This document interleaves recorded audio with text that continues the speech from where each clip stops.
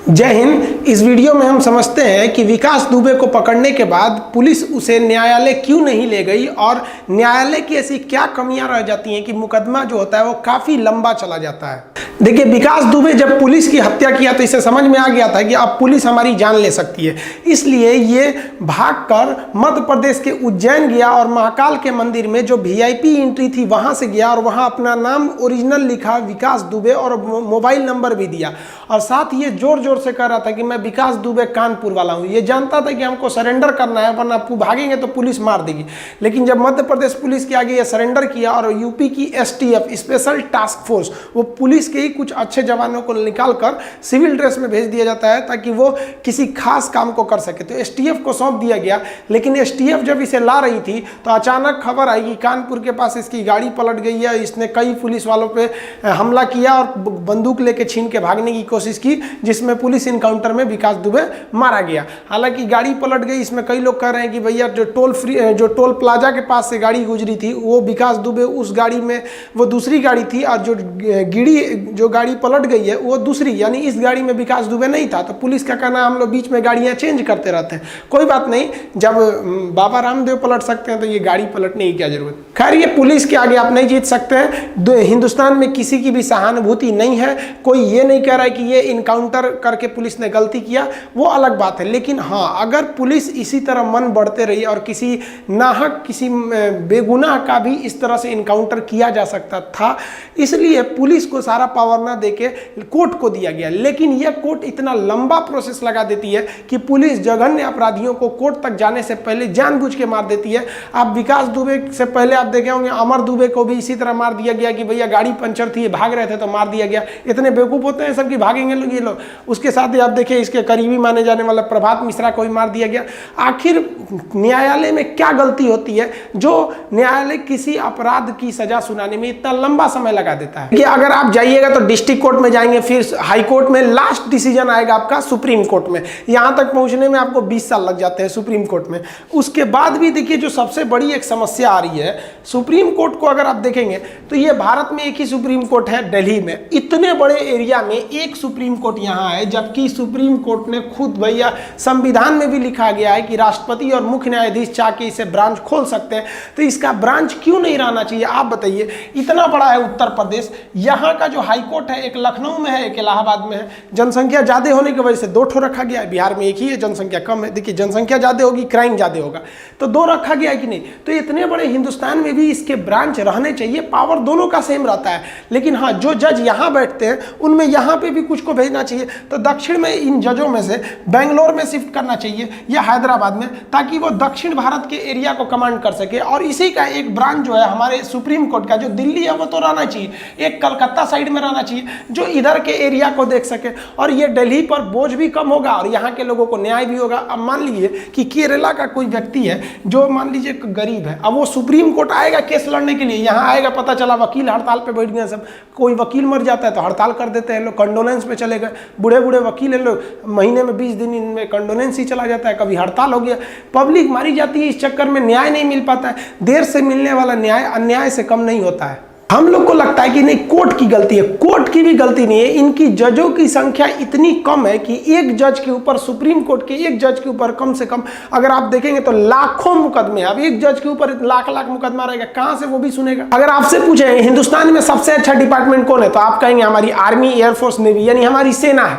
तो सेना अच्छी क्यों है? क्योंकि उसका संगठन काफी अच्छा है। जो सेना जिसे हम लोग समझते हैं वो सेना इन्फेंट्री होती है। हम लोग पैदल सेना को आर्मी समझते हैं, ये इन्फेंट्री, ये लड़ाई लड़ती है इन्फेंट्री। लेकिन इन इन्फेंट्री के पीछे पूरी बहुत बड़े ग्रुप होती है, एक सप्लाई ग्रुप होती है।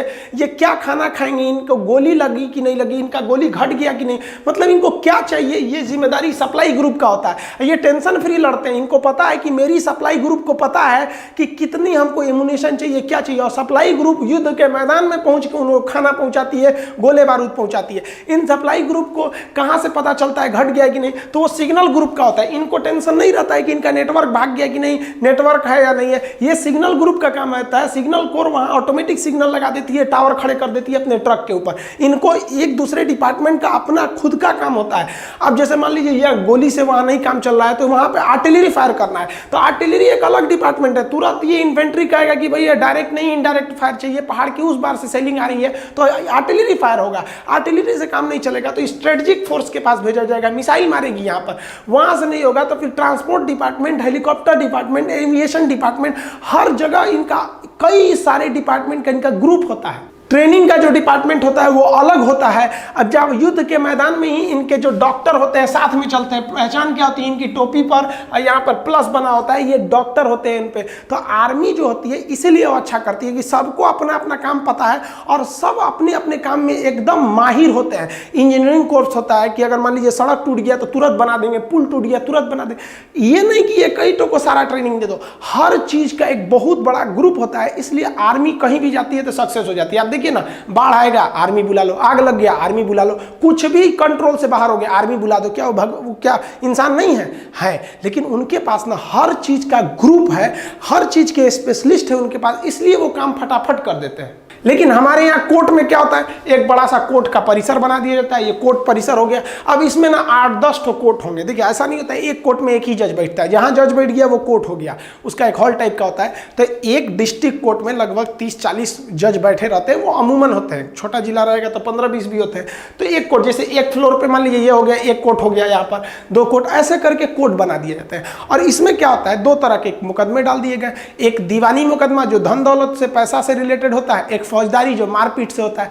लेकिन उसमें भी तो कई वेराइटी है। तो कोर्ट को भी ना ये इतने, मान लीजिए कि यहाँ पे 30 जज है तो 30 जज में ना इसमें डिपार्टमेंट बांट देना चाहिए 5-5 का, कि भैया ये स्पेशलिस्ट तुम इसको देखो, तुम इसको देखो। इससे काम बहुत तेजी से होगा। जैसे आप देखिए LIC खुलवाने जाइए तो कहेगा कि भैया LIC एक्सीडेंट हो जाता है तो हम इतना पैसा देंगे, किसी की जान चली जाएगी इतना पैसा देंगे। जब खुलवाने आइएगा तो खूब प्रेम से बात करेगा। और कोई आदमी मर गया ना तो 2 से 3 साल दौड़ा देते हैं सर LIC वाले पैसा देने के लिए। और जब खुलवाना रहता है तो घर घर आते हैं सर। आप जाइए ना कोर्ट में, डिपार्टमेंट नहीं है, दीवानी में जाइए 10 साल मुकदमा चलेगा तो एक इस पे डिपार्टमेंट बैठाइए ना कि भैया LIC वाला सबका ये वाला कोर्ट देखेगा। किसी को भी मैटर है वहां जाके देख लीजिए, वहां पे इंश्योरेंस का मैटर पता चला। आप बाइक लिए, इंश्योरेंस के टाइम खूब अच्छा चोरी हो गया, इंश्योरेंस वाला कहता है ये पेपर लाइए, जानबूझ के ऐसा पेपर मांगेगा कि आप दे नहीं सकते। भैया चोरी हो गया, प्रूफ कर दीजिए कि हाँ चोरी हो गया, आप लाइए मेरा इंश्योरेंस का है। तो इसके लिए भी कोर्ट के पास जजों की, मान लीजिए 30 जज है तो उसको डिपार्टमेंट दे दीजिए कि भैया 2 जज,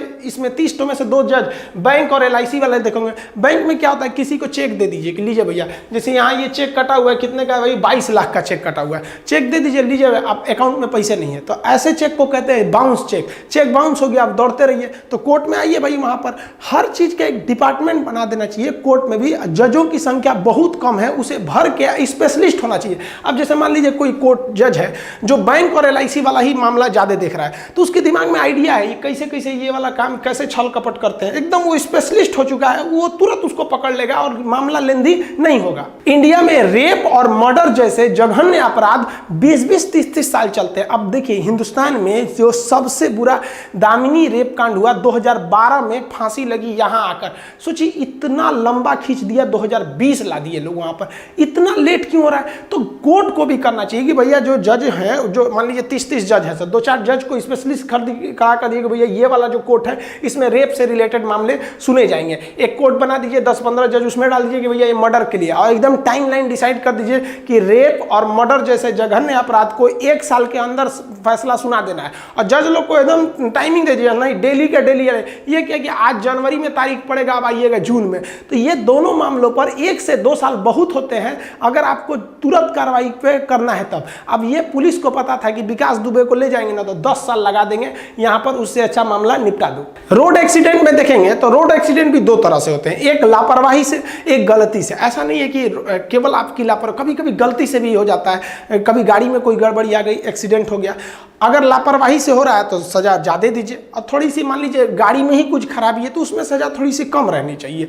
तो अब मान लीजिए कोई जज है, मर्डर भी वही देख रहा है, LIC भी वही देख रहा है बेचारा, बैंक भी देख रहा है, आपका रेप कांड भी देख रहा है, दहेज वाला भी देख रहा है, सब देख रहा है, तो उसके दिमाग में ना एकदम मतलब पूरा बोझ भरा हुआ है, उसके ऊपर प्रेशर ज़्यादा है। लेकिन अगर स्पेशली कोर्ट रहेगा कि नहीं इस पर एक्सीडेंटल मामले देखे जाएंगे, तो उसको पता है कि डेली डेली एक ही जैसे मामले आते हैं, तो समझ जाता है कि भैया ये ऐसे वकील इधर से उधर घुमा रहा है, हमको टाइम बर्बाद कर रहा है, तुरंत डिसीजन इससे तेजी से आएगा। आप एक अलग कोर्ट लगा सकते हैं डॉरी सिस्टम दहेज के लिए। आप देखेंगे दहेज पर बहुत ज़्यादा जुल्म भी होता है और कई महिलाएं इसका मिसयूज भी करती हैं, उनको किसी और वजह से कोई दिक्कत होगा सीधे केस कर देंगी दहेज का है। तो जज अगर स्पेशलिस्ट रहेगा तो पकड़ लेगा आराम से। अब आप मान लीजिए पुलिस डिपार्टमेंट है, पुलिस डिपार्टमेंट बहुत करप्शन है, पुलिस डिपार्टमेंट आपको कुछ भी नहीं किया है, फंसा दिया, तो पुलिस के खिलाफ आप कहाँ कीजिएगा? कोई कंप्लेन करने की जगह रहना चाहिए कि नहीं रहना चाहिए? तो उसके लिए भी एक अलग कोर्ट रहना चाहिए। हमारे यहाँ ठेकेदार लोग सड़क बनाते हैं, नालियां बनाते हैं, टूट टाट के बर्बाद हो जाता है। ठेकेदार कितना गलत सामान मिलाया है आप देखते हैं, लेकिन करेंगे क्या? कहाँ जाके कंप्लेन कीजिएगा? कोई है ही नहीं है आपको सुनने वाला। वहां के लिए कोर्ट रहना चाहिए, वो तुरंत इस पर इंक्वायरी करना चाहिए। और गवर्नमेंट को तो नियम बना देना चाहिए कि आप जिस राज्य के निवासी हैं आप उस राज्य में ठेकेदार नहीं हो सकते हैं, जिस तरह से आप जिस राज्य के निवासी हैं वहां के राज्यपाल नहीं हो सकते हैं। अब यूपी के आदमी को यूपी बिहार में ठेकेदार नहीं बनना चाहिए, उसको आपको ठेकेदारी लेना है तो जाइए कर्नाटक में, वहां आपका दबदबा सोर्स पैरवी सब खत्म हो जाएगा और पब्लिक को फायदा होगा। तो ये गवर्नमेंट को करना चाहिए कि भैया आप यहाँ के राज्य के निवासी हैं तो अगल बगल वाला राज्य को छोड़ के 2-3 राज्य को बाकी हर जगह आप ठेकेदारी लीजिए। इससे ऑटोमेटिक जो है करप्शन कम हो जाएगा। और रोड जैसे मान लीजिए बन गया, अब रोड बनाने में ठेकेदारों को भी अभी जो इंडिया गवर्नमेंट को उसमें करना चाहिए कि भैया आप जो रोड बना रहे हैं ये अगर 10 साल टूटता है तो मेंटेनेंस का काम आपका है। मेंटेनेंस डिपार्टमेंट हर डिस्ट्रिक्ट में होना चाहिए। अगर कहीं सड़क टूट रही है तो अब इसकी जिम्मेदारी आप पुलिस डिपार्टमेंट को दे दीजिए, क्योंकि पुलिस हर जगह आती जाती रहती है। पुलिस का एक और काम रहेगा कि जाते वक्त अगर आपका कहीं से सड़क टूटा हुआ है तो आप उसको रिकॉर्ड कर लीजिए कि कहाँ का टूटा है, और जो मेंटेनेंस डिपार्टमेंट है उसको बताइए और वो बता देगा भाई ठेकेदार को कि आपने ये सड़क बनाया था अभी 10 साल नहीं हुआ, रिपेयर कीजिए। 10 दिन के अंदर नहीं कीजिएगा तो फिर कोर्ट देखेंगे और कोर्ट तुरंत मांगेगी भाई 10 दिन में नहीं किए तो फाइन दो। तो हर चीज का एक स्पेशलिस्ट हो जाने से ज्यादा अच्छा होता है। आप इंडिया में जाइएगा किसी भी डिपार्टमेंट में, वहां पैसा चलेगा। आप जिस जगह के रहने वाले हैं वहां का आवासीय प्रमाण पत्र बनवाने में आपको 20 दिन लग जाएगा। अगर कोई व्यक्ति मर गया है ना तो उसके परिवार वाले को मृत्यु प्रमाण पत्र लेने में 20 दिन लग जाएगा। लेकिन वही पैसा थमा दीजिए तुरंत हाथों हाथ हो जाएगा। इनके खिलाफ आप कोई ऐसा कोर्ट है जहां आप स्पेशली जा सकते हैं कि भ्रष्ट अधिकारियों के खिलाफ आप अपने यहाँ जाइएगा, टाउन एरिया में जाइए, तहसील में जाइए, बिना पैसा खिलाए कुछ नहीं हो सकता है। तो इनके खिलाफ आप कहीं नहीं जा सकते क्योंकि पता ही नहीं है आपको जाना कहाँ है। जाइएगा आपके खिलाफ, इन लोगों के खिलाफ करने तो 20 साल आपको मुकदमा लड़ना पड़ जाएगा यहाँ पे। तो ये बहुत दिक्कत होता है। तो इसके लिए गवर्नमेंट को बहुत कड़ा एक्शन लेना चाहिए, एक टाइमलाइन फिक्स कर देना चाहिए कि ये काम इतने सालों में हो जाना चाहिए, और वो टाइमलाइन पूरा करने की जिम्मेदारी आर्मी के जो रिटायर्ड ऑफिसर है उनको दे देना चाहिए। जैसे कोई सड़क बनाना है ये 2 साल में बन जाना चाहिए, अब वो भैया आपने वो ठेकेदार को दे दिया पैसा और टाइमलाइन दे दिया आपने आर्मी अफसर को, वो जाके देख लेगा बना कि नहीं, एकदम गारंटी है टाइम से करवा लेंगे सब, आर्मी वालों को सौंप दीजिए। तो नेतागिरी पर भी सुप्रीम कोर्ट जो है एकदम हाथ पे हाथ रख के बैठा है। सुप्रीम कोर्ट को भी आदेश पारित करना चाहिए, ये सुप्रीम कोर्ट का अधिकार है, वो ऐसा घोषणा कर सकता है जनहित को ध्यान में रखते हुए कि जो नेता लोग हैं ये चुनाव से पहले जो भाषण देते हैं कि हम ये करेंगे ये करेंगे, इन्हें ये अपना भाषण स्टैम्प पेपर पर लिख कर देना होगा। और यदि ये 5 साल में पूरा नहीं कर सके तो इनकी पूरी पार्टी का कोई भी व्यक्ति आजीवन चुनाव नहीं लड़ सकता है।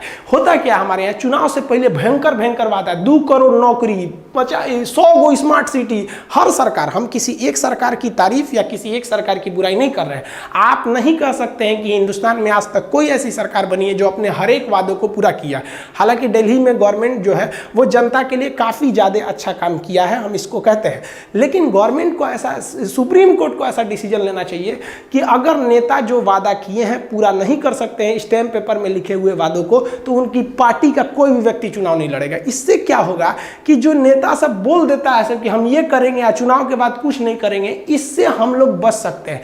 तो ये हम ये नहीं कर रहे कि आप खूब ज्यादा कोर्ट खोल दीजिए। जो आपका पहले से कोर्ट है इसमें तो ऑलरेडी 30 जज बैठते हैं, तो आप 5-5 का ग्रुप बना दीजिए और उसमें स्पेशली बांट दीजिए कि ये बैंक से रिलेटेड मामला, ये मर्डर से, ये रेप से, ये नेतागिरी से, ये करप्शन से, ये इससे मामले को देखेंगे। और इन्हीं कोर्ट में एक और कोर्ट होना चाहिए जो इस बात पर जांच करे कि जज ठीक से कर रहे हैं कि नहीं। कहीं जजे तो नहीं मिल गया, पता चला तो सोने को जंग लग जाए तो लोग लोहा से क्या उम्मीद करेगा। और इस कोर्ट में आर्मी वालों को भरना चाहिए था, जो आर्मी के कोर्ट होते हैं सब, वहां पे कोर्ट मार्शल बोलते हैं। इससे हम एक त्वरित डिसीजन ले सकते हैं।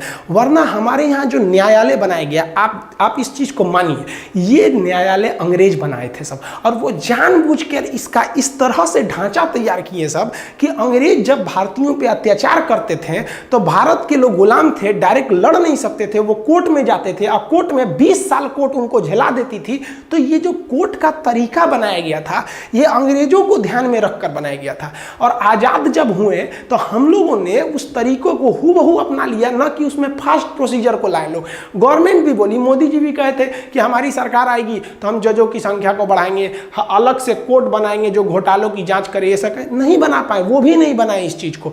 तो हर जगह इस तरह से देखा जा रहा है। तो अभी जो न्यायालय है वो जजों की संख्या की कमी को बहुत ज्यादा जूझ रहा है। यहाँ जजों की संख्या बहुत कम है। तो आई होप आप समझ गए होंगे। आपको नेक्स्ट वीडियो में हम समझाएंगे कि सुप्रीम कोर्ट कैसे काम करता है, हाई कोर्ट कैसे काम करता है, डिस्ट्रिक्ट कोर्ट, और डिस्ट्रिक्ट कोर्ट में भी सेशन कोर्ट क्या होता है, सिविल कोर्ट क्या होता है, और ये सब प्रोसीजर के बारे में आपको समझा देंगे।